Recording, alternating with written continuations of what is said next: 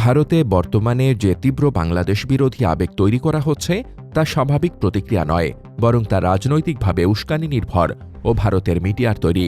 ভারতের গণমাধ্যম দ্য ওয়ারের সাথে আলাপচারিতায় এমনটাই জানালেন ভারতীয় গণমাধ্যম বিশেষজ্ঞ জওহর সরকার। কে এই জওহর সরকার? কলকাতায় জন্ম নেওয়া ভারতের অন্যতম সাবেক শীর্ষ আমলা জওহর সরকার দীর্ঘদিন গণমাধ্যম নিয়ে কাজ করেছেন, লেখালেখিও করেছেন বিস্তর। তবে তার মেরুদণ্ডটা বেশ টানটান। তাই সরকারের নির্যাতন ও দুর্নীতির বিরুদ্ধে জনতার পাশে দাঁড়াতে 2024 সালে রাজ্যসভার এমপি পদ থেকে পদত্যাগ করেন জওহর সরকার। দ্য ওয়ারে করণ থাপারকে দেওয়া সাক্ষাৎকারে তিনি বলেন, বাংলাদেশের সংখ্যাগরিষ্ঠ মানুষ জামায়াতপন্থী নয়, কিন্তু ভারতীয় মিডিয়ার অতিরঞ্জন ও একপাক্ষিক প্রচার বাংলাদেশের মধ্যপন্থী ও ধর্মনিরপেক্ষ ভোটারদের উগ্রধারার দিকে ঠেলে দিচ্ছে। ফলে ভারত যদি সংযম না দেখায়, তাহলে তা সরাসরি ভারত বিরোধী ও হিন্দু বিরোধী রাজনীতিকে শক্তিশালী করবে।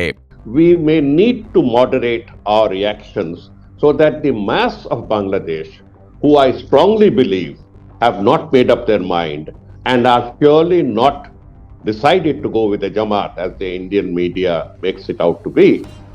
জওহর সরকার ঐতিহাসিক প্রেক্ষাপটে দেখান যে ব্রিটিশ আমলে হিন্দু ভদ্রলোক শ্রেণীর আধিপত্য থেকে জন্ম নেওয়া মুসলিম অসন্তোষ আজও বাংলাদেশে রয়ে গেছে। 1971 সালের স্বাধীনতার পর ভারত যেভাবে মুজিব সরকারকে একতরফাভাবে সমর্থন দিয়েছে, পরে শেখ হাসিনার দীর্ঘদিনের কর্তৃত্ববাদী ও বিতর্কিত শাসনকেও সমর্থন করেছে, সেটাই বাংলাদেশে ভারত বিরোধী মনোভাবের গভীর সামাজিক ভিত্তি তৈরি করেছে।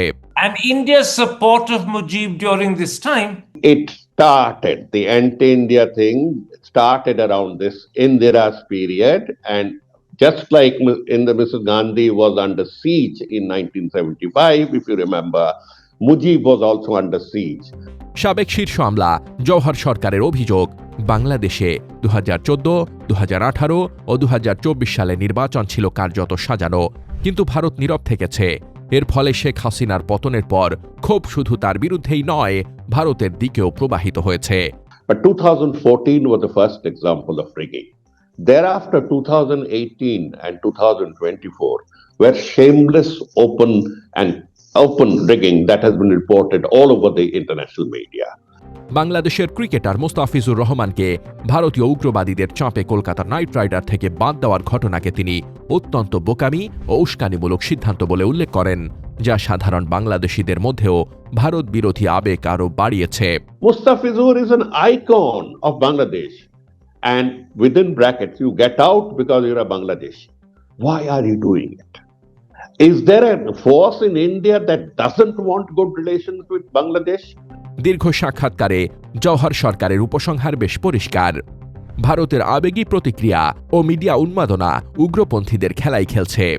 যত অস্বস্তিকরই হোক, বর্তমান বাস্তবতায় বাংলাদেশে বিএনপি ভারতের জন্য সবচেয়ে বাস্তববাদী ও কৌশলগত বিকল্প। আর সংযম, বাস্তবতা ও মধ্যপন্থার দিকে না গেলে ভারত বাংলাদেশ সম্পর্ক আরও শত্রুতাপূর্ণ হয়ে উঠবে। বাংলাদেশের ব্যাপারে জওহর সরকারের এসব মন্তব্য নিয়ে আপনার মতামত জানাবেন বলে আশা করছি।